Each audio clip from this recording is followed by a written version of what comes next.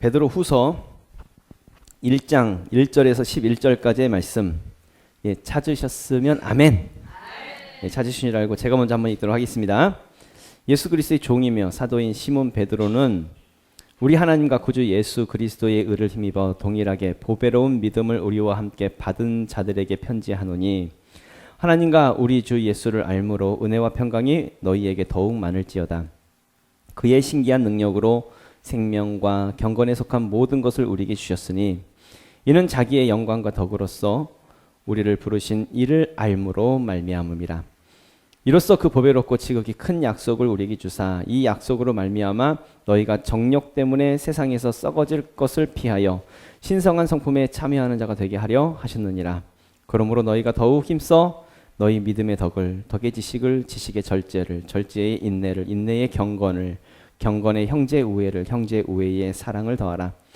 이런 것이 너희에게 있어 흡족한즉 너희로 우리 주 예수 그리스도를 알기에 게으르지 않고 열매 없는 자가 되지 않게 하려니와 이런 것이 없는 자는 맹인이라 멀리 보지 못하고 그의 옛죄가 깨끗하게 된 것을 잊었느니라. 그러므로 형제들아 더욱 힘써 너희 부르심과 택하심을 굳게 하라. 너희가 이것을 행한즉 언제든지 실족하지 아니하리라. 이같이 하면 우리 주 곧 구주 예수 그리스도의 영원한 나라에 들어감을 넉넉히 너희에게 주시리라. 아멘. 말씀 되새기면서요. 이번에 다 같이 다시 한 번 더 합독하도록 하겠습니다. 다 같이 읽겠습니다. 시작.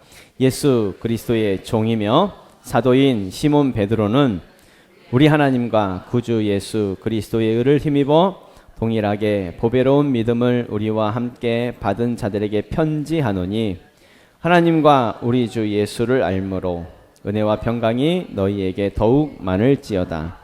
그의 신기한 능력으로 생명과 경건에 속한 모든 것을 우리에게 주셨으니 이는 자기의 영광과 덕으로서 우리를 부르신 이를 알므로 말미암음이라.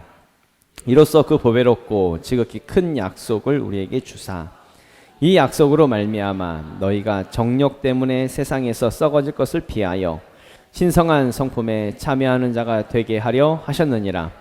그러므로 너희가 더욱 힘써 너희 믿음의 덕을, 덕의 지식을, 지식의 절제를, 절제의 인내를, 인내의 경건을, 경건의 형제 우애를, 형제 우애의 사랑을 더하라. 이런 것이 너희에게 있어 흡족한즉 너희로 우리 주 예수 그리스도를 알기에 게으르지 않고 열매 없는 자가 되지 않게 하려니와 이런 것이 없는 자는 맹인이라 멀리 보지 못하고 그의 옛죄가 깨끗하게 된 것을 잊었느니라. 그러므로 형제들아 더욱 힘써 너희 부르심과 택하심을 굳게 하라. 너희가 이것을 행한즉 언제든지 실족하지 아니하리라. 이같이 하면 우리 주 곧 구주 예수 그리스도의 영원한 나라에 들어감을 넉넉히 너희에게 주시리라. 아멘. 그리스도를 아는 믿음, 그리스도를 아는 믿음이라는 제목으로 하나님 말씀 증거하도록 하겠습니다. 오늘도 옆에 분들하고 우리 축복하면서 서로 인사하겠습니다. 당신은 복의 사람입니다. 인사하겠습니다. 당신은 복의 사람입니다. 예, 옆에 분하고 이제 아싸 기적이 일어납니다. 시작. 아싸 기적이 일어납니다. 하이파이브 하면서 다른 분하고 아싸 기적이 일어납니다. 또 다른 분하고 아싸 기적이 일어납니다.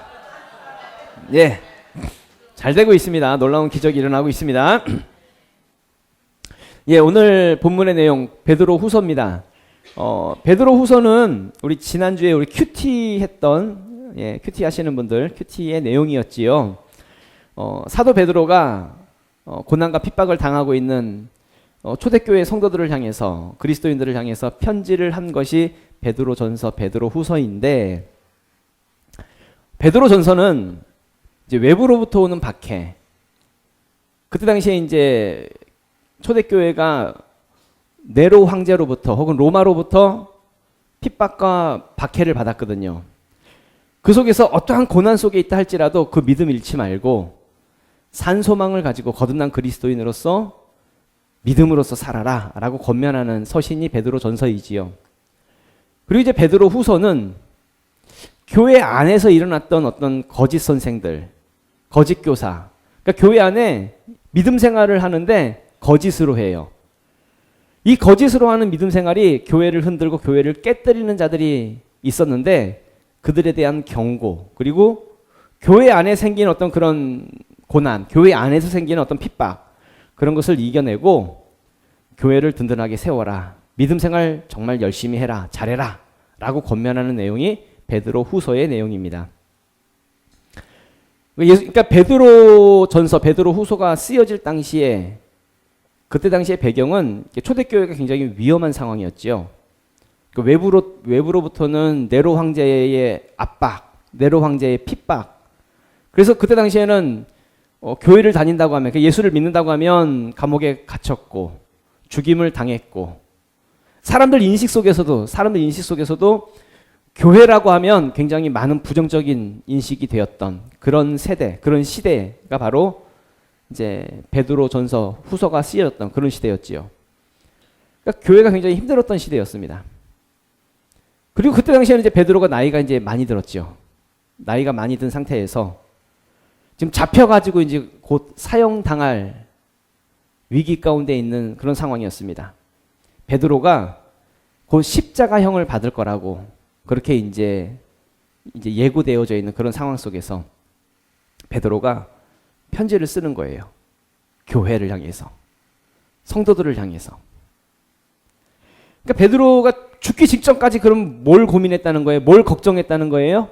교회를 걱정했다는 거예요. 예수 믿는 기독교인들을 걱정했다는 거예요. 아, 죽으면 어떡하지?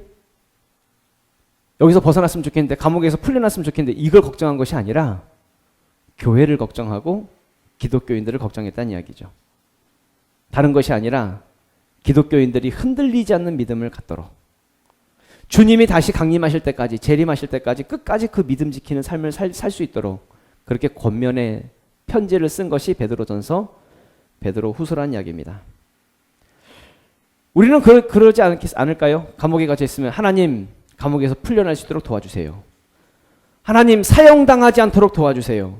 아마 우리는 그걸 고민하고 편지를 쓴다 하더라도 내가 사형받지 않도록 중보기도해 주세요. 뭐 이런 걸 할 텐데, 그런 내용이 아니라 어떤 억압 속에서도 어떤 압박이 있다 할지라도 그걸 잘 이겨내라고, 교회를 걱정하고 성도들이 믿음 흔들리지 않도록 그것을 권면하더란 이야기입니다.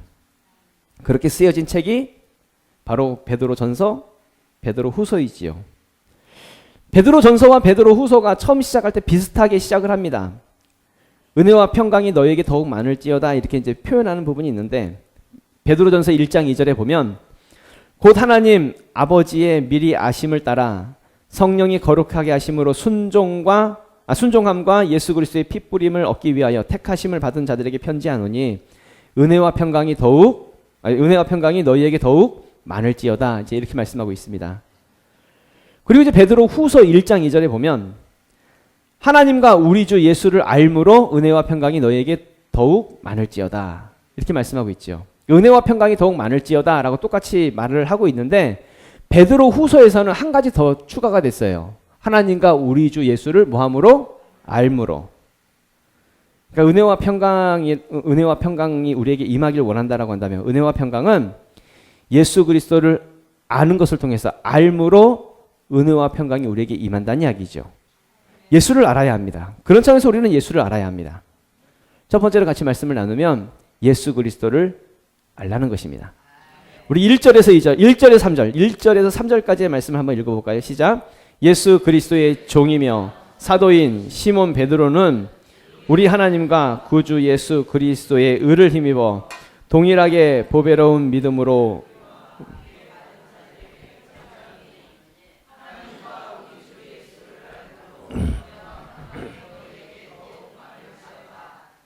그의 신기한 모든 것을 우리에게 주셨으니 이는 자기의 영광과 덕으로서 우리를 부르신 이를 알므로 말미암음이라. 아멘.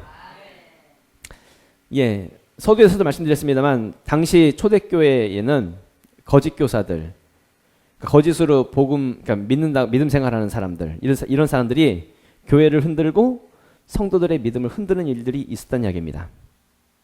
그러면 어떻게 해야 교회가 안정될 수 있고 어떻게 해야 성도들의 믿음이 굳건해질 수 있을까라고 할 때에 사도 베드로는 예수 그리스도를 알면 된다라는 것으로 시작을 하는 것이죠. 그럼 여러분들에게 묻겠습니다. 여쭙겠습니다. 예수 그리스도를 알고 계십니까? 예수님을 알고 계십니까? 제가 말씀드리는 것은 아시냐고 여쭤보는 것은 지식적으로 정보를 알고 있습니까? 라고 묻는 것이 아닙니다. 예수님을 아십니까? 라고 묻는 것은 예수님과 관계 속에서 친밀한 관계 속에 계십니까? 라고 여쭙는 것이지요. 예수를 안다라고 하는 것은 관계 속에, 친밀함 속에 있는 것을 말하는 것이지 정보를 말하는 것이 아닙니다. 전에도 종종 예를 들었던 부분이기도 한데요. 제가 한번 여쭙겠습니다. 여러분들 북한의 김정은을 알고 계십니까? 김정은을 아시지요? 예. 뉴스로 알고 계시잖아요. 윤석열 대통령도 알고 계시지요? 예, 알고 계시지요. 미국의 대통령 이름이 뭐죠? 조 바이든. 조 바이든입니다. 잘 아시네요. 알고 계시네요. 얼마 전에 그 조 바이든 대통령이 그 강단에서 연설하고 내려오다가 넘어졌어요. 뉴스에 나왔죠. 무슨 뭐 모래주머니가 걸려가지고 넘어지는 게 이게 이제 뉴스에 나왔습니다. 우리는 그 사람들에 대해서 우리는 정보로 알고 있습니다. 뉴스 같은 어떤 그런 매체를 통해서 지식적인 정보로 알고 있습니다. 그럼 여러분께 여쭙겠습니다. 곽성열 목사를 알고 계시나요? 아, 그렇죠. 알고 계시는군요. 훌륭하신 분들이십니다. 여러분들은 앞에 있는 이 목사와 뭐 매주 만나기도 하고 또 같이 이야기를 나누기도 하고 친밀한 관계 속에서 우리는 나눔이 있습니다. 사귐이 있습니다. 서로의 사귐이 있습니다. 사랑하는 관계이고요. 단순히 우리의 관계는 지식적인 정보를 전달하는 지식적인 정보만 갖고 있는 그런 관계가 아니란 이야기입니다. 우리는 친밀한 관계를 가지고 있습니다. 그러면 처음부터 다시 여쭙겠습니다. 여러분들은 예수 그리스도를 알고 계십니까? 아십니까? 어떻게 알고 계십니까? 목사가 그냥 일주일에 한 번씩 설교하니까 지식적인 정보로 알고 계십니까? 아니면 예수 그리스도를 내 안에 모셔드린, 주인으로 모셔드린 친밀한 관계 속에서의 예수님을 알고 계십니까? 나에게 있어서 예수님은 어떤 분이십니까? 그렇죠. 예수님을 지식적인 정보로 알고 있는 사람은 내가 예수님을 믿는다라고 말을 합니다. 더 구체적으로 표현하면 그냥 예수님을 믿어보려고 애쓰는 것이죠. 이것은 믿음이 아니라 그냥 자기 신념입니다. 자기가 그냥 믿는 신념. 그 지식적인 정보를 가지고 한번 이해해 보려고 하는 사람이지요. 근데 그것을 믿음이라고 착각하는 것입니다. 자기 신념을 믿음이라고 착각하는 사람입니다. 그런데 예수님과 친밀한 관계에 있는 사람은 내 안에 예수님을 모셔드리고 내 안에 주인으로 역사하시고 예수님과 사랑의 관계 속에 있는 사람은 굳이 믿으려고 애쓰지 않습니다. 저절로 믿어지거든요. 왜냐하면 예수님을 만났거든요. 예수님을 경험했고요. 예수님을 내 안에 모셔드렸거든요. 예수님이 지금 내 안에서 역사하고 계시니까요. 그러니까 뭐 믿으세요 이게 아니라 저절로 믿어지는 것입니다. 믿음이라고 하는 것은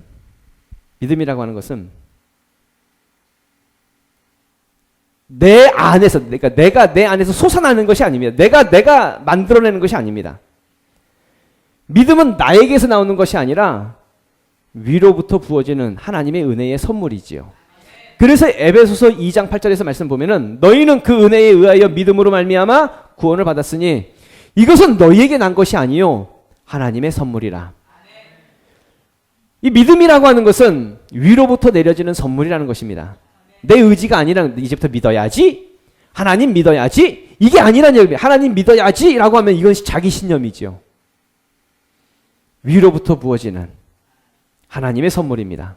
내가 똑똑해서 믿는 것이 아닙니다. 내가 잘나고 내가 뭐 많이 배우고 내가 가진 것이 많고 내가 착하기 때문에 내가 믿는 거, 이게 아닙니다.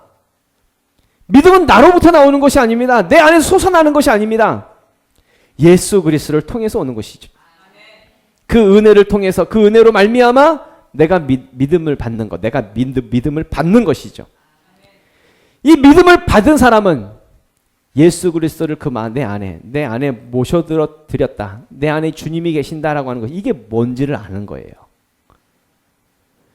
예수님이 내 안에 계신다는 것을 무엇인지 이게 알다 보니까 믿음으로 살지 마세요 해도 믿음으로 살아요. 그 뜻대로 살아요. 그 비전대로 살아요. 하나님의 뜻이 무엇인지를 아니까. 많은 사람들이요, 교회를 다닌다라고 하는 사람들이요, 예수님 믿는다고 말을 해요. 근데 예수님과는 전혀 관계 없이, 그러니까 예수님과 아무런 관계도 없고 예수님과 친밀하지도 않아요. 그냥 단순히 지식적인 정보만 알고 있어요. 예수님에 대한 지식적인 정보만. 그러면서 그 자기 신념으로 믿고 있다라고 착각하는 사람들이 많아요. 그걸 믿음이라고 착각하는 사람들이 많아요. 그러다 보니까 기도를 하더라도 다 자기를 위한 기도를 하죠. 자기가 이루고 싶은 거, 자기가 갖고 싶은 거, 되고 싶은 것, 하고 싶은 거, 오로지 그런 것만 위해서 기도하면서 그걸 놓고 기도하면서 그것이 굉장히 좋은 믿음이라고 착각을 해요. 이런 종류의 믿음으로 잘못된 믿음을 가지고 있으면서 믿음 생활하는 것, 그러니까 교회 안에 이런 거짓 교사들, 거짓 선생들이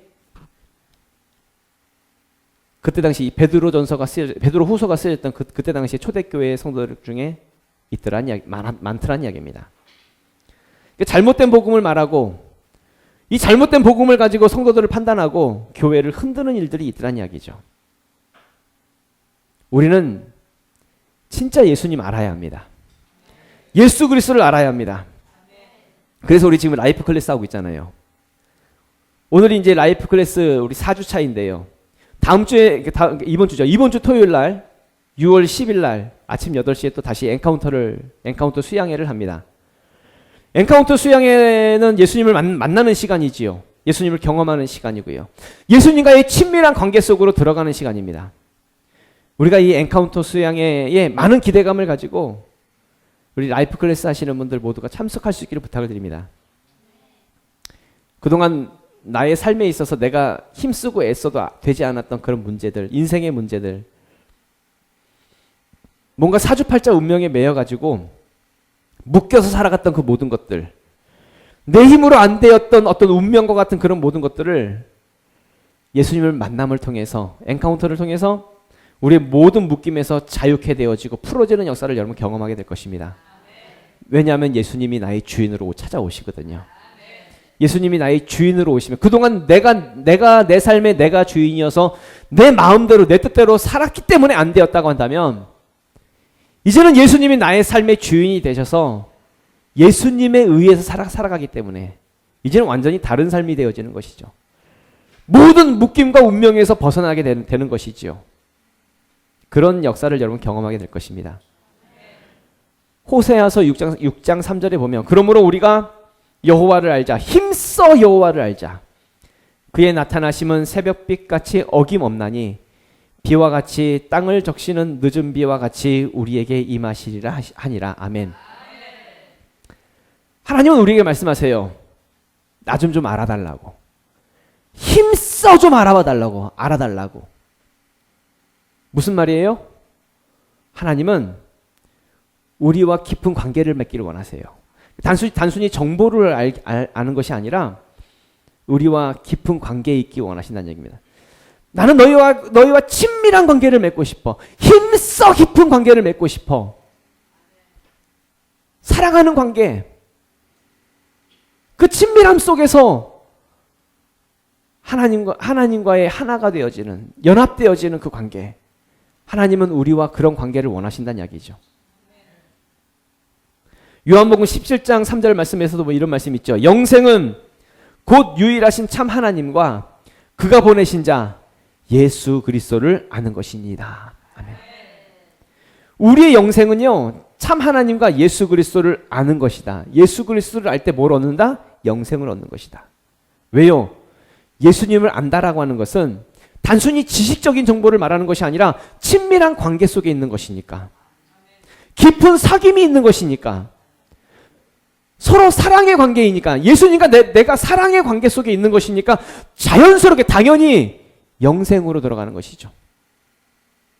이것이 바로 믿음이라는 것입니다. 예수님을 아는 것이 바로 믿음이라. 바로 영생을 말씀하고 있다는 이야기죠. 다시 말씀드리면 예수 그리스도를 안다라고 하는 것은 바로 사랑의 관계를 말하는 것입니다. 사랑의 관계. 끊어질래야 끊어질 수 없는 사랑의 관계. 로마서 8장 39절에 보면 이런 말씀이 있죠. 높음이나 깊음이나 다른 어떤 피조물이라도 우리 주 그리스도 예수 안에 있는 하나님의 사랑에서 끊을 수 없으리라. 아멘. 세상의 그 어떠한 것으로도 우리가 하나님의 사랑의 관계 속에 있다고 한다면 세상 그 어떠한 것으로도 하나님과의 이 사랑, 예수 그리스도와의 이 사랑에서 끊어질 수가 없다는 거예요. 비록 그것이 목숨을 위협하는 일이 된다 할지라도 우리는 기꺼이 목숨을 내놓을 수 있을 만큼 예수 그리스도를 사랑한다는 이야기죠. 그러니까 순교도 가능한 것. 진짜 예수 그리스도를 사랑하는 사람은 순교도 가능한 것이지요. 사랑하는 연인 사이가 있다고 할 때에 서로 사랑하는 사이입니다. 서로 사랑하는 사이면 서로에 대해서 잘 압니다. 무슨 음식을 좋아하는지, 그 사람이 무슨 영화를 좋아하는지, 무슨 장르를 좋아하는지, 무엇에 관심이 있는지 그 사람을 사랑하면 그 사람에 대해서 잘 알아요. 또 잘 알고 싶어 해요. 더 알고 싶어 해요. 그 사람이 나에게 무언가 해줘서 좋은 게 아닙니다. 그냥 그 사람과의 친밀한 관계 속에 있는 것이 좋은 거예요. 같이 있는 것만으로도 좋습니다. 그 존재만으로도 좋습니다. 나에게 뭔가 해줘서 좋은 게 아니라 같이 옆에 있는 것만으로 좋지요. 아, 이럴 때 자오기가 있어야 되는데. 그죠? 마찬가지로 우리가 예수 그리스도를 안다라고 하는 것은 예수님이 하나님이 나에게 뭔가 해줘서 좋은 것이 아니라 하나님이 나와 함께 하시는 것만으로도 좋은 것이고 계시는 것만으로도 좋은 것이고 그 존재만으로도 좋은 것이고 하나님 그 자체만으로도 좋은 것입니다. 이것이 바로 예수 그리스도를 아는 사람입니다. 아는 것이 무엇인지를 아는 사람이죠. 예수 그리스도의 깊은 사귐이 있는 사람이고 끊어질래야 끊어질 수 없는 그 사랑의 관계 속에 있는 사람이란 이야기입니다. 우리가 그래야 우리가 예수 그리스도의 그 사랑 안에 그 관계 속에 들어가 있는 다른 누구가 아니라 우리가 바로 그런 사람이 되어야 한다는 이야기입니다. 두 번째로는 그래서 우리는 신성한 성품에 참여하라는 것입니다. 4절에서 7절까지의 말씀을 읽어보도록 하겠습니다. 시작. 이로써 그 보배롭고 지극히 큰 약속을 우리에게 주사 이 약속으로 말미암아 너희가 정욕 때문에 세상에서 썩어질 것을 피하여 신성한 성품에 참여하는 자가 되게 하려 하셨느니라. 그러므로 너희가 더욱 힘써 너희 믿음의 덕을 덕의 지식을 지식의 절제를 절제의 인내를 인내의 경건을 경건의 형제 우애를 형제 우애의 사랑을 더하라. 아멘. 예, 그리스도의 성품에 참여하는 것, 신성한 성품에 참여하는 것을 말씀하고 있는데요. 여기 맨 끝에 마지막 말씀에 형제 우애의 사랑을 더하라 이렇게 말씀하고 있습니다. 더하라. 여기 더하라라고 하는 뜻의 의미는 값을 치르다, 값을 지불하다라고 하는 뜻입니다. 그렇다고 한다면 믿음으로 값을 치러서 그것이 덕이 되어야 하고 덕으로 값을 치러서 지식이 되어야 하고 지식의 값을 치러서 절제가 인내, 인내가 경건, 경건이 형제우애, 형제우애가 사랑이 되어지는 결국 사랑까지 만들어내야 된다라고 말씀하고 있는 부분이죠. 그러니까 신성한 성품에 참여한다라고 하는 것은 무슨 얘기냐면 대가 지불을 해야 한다는 얘기입니다. 대가 지불을.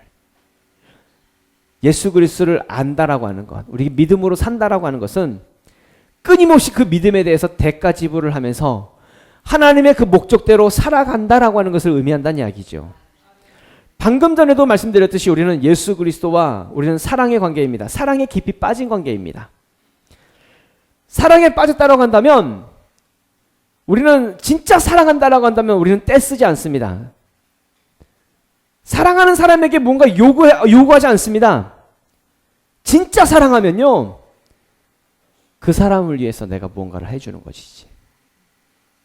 그 사람을 위해서 내가 애쓰는 것이지. 왜 나를 위해서 내가 뭘 안 해주냐고 그러지 않습니다. 여러분들 남편 사랑하시죠? 아내 사랑하시죠? 근데 어느 순간부터 연애할 때는 막 그 사람을 위해서 뭐 해주고 싶은데 어느 순간부터 왜 나한테 뭐 안 해주냐고. 뭐예요? 사랑이 식은 거지.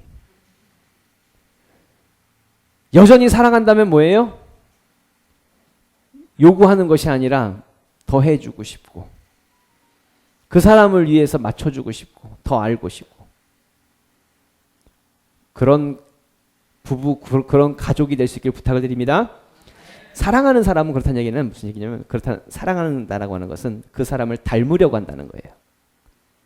그래서 우리는 예수님과의 사랑의 관계 속에서 누굴 닮으려고 해요? 예수님을 닮으려고 해요. 예수님을. 사랑의 관계이니까. 그래서 예수님을 통해서 우리는 무언가 얻으려고 하는 것이 아니라 예수님이 구하셨던 것을 나도 구하는 것이죠. 예수님이 원하셨던 것을 나도 원하는 것이, 예수님이 행하셨던 것을 나도 행하는 것이고, 예수님이 사셨던 대로 나도 사는 것이고, 예수님이 지불하셨던 그 삶을 나도 지불하면서 살아가는 것이죠. 이것이 바로 예수님과의 사랑의 관계 속에 있는 신성한 성품에 참여하는 자의 모습이란 이야기입니다. 우리가 그렇게 신성한 성품에 참여하는 자가 되어지기 원합니다. 그래서 끝까지 마지막에 만들어낼 게 뭐예요? 사랑. 첫 번째로 하나님을 향한 사랑. 두 번째로 이웃을 향한 사랑. 이웃을 향한 사랑이 뭐예요? 단순히 뭐 사랑해 이게 아니라 내 안에 있는 예수 그리스도의 이 사랑을 전하는 거죠. 그래서 열매를 맺는 것이죠. 세 번째로는 믿음을 굳건하게 하라는 것입니다. 우리 7절인가요? 8절부터 다 같이 우리 11절까지 읽겠습니다. 시작. 이런 것이 너에게 있어 흡족한즉 너희로 우리 주 예수 그리스도를 알기에 게으르지 않고 열매 없는 자가 되지 않게 하려니와, 이런 것이 없는 자는 맹인이라 멀리 보지 못하고 그의 옛죄가 깨끗하게 된 것을 잊었느니라.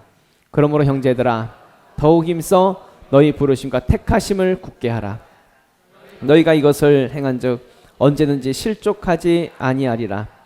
이같이 하면 우리 주 곧 구주 예수 그리스도의 영원한 나라에 들어감을 넉넉히 너희에게 주시라며.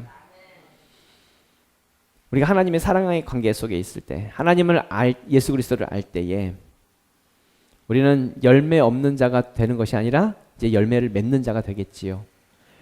그러면서 이제 말씀하십니다. 형제들아 더욱 힘써 너희 부르심과 택하심을 굳게 하라고. 우리를 부르셨고 우리를 택하셨다고. 내가 하나님을 믿은 것이 아니라 하나님께서 나로 하여금 믿음을 주셨고, 믿음의 선물을 주셨고, 내가 하나님을 사랑한 것이 아니라 하나님이 먼저 나에게 다가와 주셨는데 하나님이 나를 사랑하셨다라고 말씀하고 있죠. 요한일서 4장 19절에 보면 우리가 사랑함은 그가 먼저 우리를 사랑하셨습니다. 반드시 기억하십시오. 내가 하나님을 먼저 사랑한 것이 아니라 하나님이 먼저 나를 사랑하사 나를 부르셨고 나를 택하셨고 나에게 믿음을 주셨고, 그 사랑의 관계 속으로, 그 관계 속으로 지금도 나를 부르고 계신다는 이야기입니다. 하나님이 정말 많고 많은 사람들 중에서, 정말 수많은 사람들 중에서 나를 부르시고 나를 먼저 택하시고 나에게 먼저 다가와 주셔 나에게 그 먼저 사랑을 베풀어 주신, 이것을 아는 믿음이 될 수 있기를 부탁을 드립니다. 그러니까 그 하나님을 아는 믿음이 되어져서 이제는 그리스도의 성품에 참여하는 자로 살아간다라고 한다면, 방금 읽은 말씀 속에서 이것을 행한즉 언제든지 실족하지 아니하리라. 우리는 실족하지 않게 될 것입니다. 영원한 하나님의 나라에 넉넉히 들어가는 자가 되게 될 것입니다. 사도 베드로가 예수님의 수제자였죠. 예수님의 수제자, 첫 번째 제자라고 하는 것은, 그러면 베드로가 흠이 없었기 때문에 첫 번째 제자였습니까? 아니죠. 베드로는 흠이 많은 사람이었고 굉장히 급하고 다혈질적인 사람이었고 혈기가 많은 사람이었고 실수도 많았고요. 뭐 다 아시는 내용이겠으면 예수님 모른다고 3번이나 부인하고 예수님이 십자가에 못 박히겠다고 하니까는 그러면 안 됩니다 하면서 항변하면서 예수님 말리고 하여튼 허물도 많았던 그런 사람이 바로 베드로였죠. 근데 그 베드로가 오순절날 마가다락방에서 성령을 받습니다. 예수님의 사랑 가운데에 사랑이 무엇인지 예수님을 모셔드리고 그 사랑이 무엇인지를 아는 것으로 경험하는 사람이 되더란 이야기입니다. 성령 받은 다음에 베드로의 삶이 완전히 180도 바뀌게 되어지죠. 예수 그리스도를 따르는 삶으로 제자의 삶으로 변화가 되더란 이야기입니다. 그냥 단순히 평범했던 그냥 무식했던 어부였던 그 베드로가 변화된 뒤에 완전히 바뀐 다음에 초대교회의 놀라운 부흥을 이루는 사도로서 쓰임받고요. 하나님의 영광을 위해서 쓰임받는 귀한 삶이 되더란 이야기입니다. 그러니까 중요한 것은 뭐냐면 하나님이 지금 우리를 부르고 계십니다. 여기 있는 한 사람 한 사람 나를 지금 부르시고 계시고 나를 택하시고 나를 부르셔서 하나님의 그 친밀한 관계로 사랑의 관계로 우리를 지금 부르시고 계신다는 이야기입니다. 우리가 하나님을 믿는다고 하면서 하나님 이것 주세요 저것 주세요 요구만 하고 있는 그런 관계가 아니라 이제는 예수 그리스도의 성품에 참여하는 자로 믿음 안에서 쓰임받는 자로 완전히 변화되어지는 삶으로 우리를 그렇게 부르시고 계신다는 이야기죠. 그렇다고 한다면 그 예수님의 그 부르심 가운데에 그 사랑의 관계 속으로 초대되어져서 이제 응하고 그 관계 속으로 들어갈 수 있는 여기 있는 우리 모두가 될 수 있기를 부탁을 드립니다. 다 같이 일어나셔서 우리 기도하도록 할까요?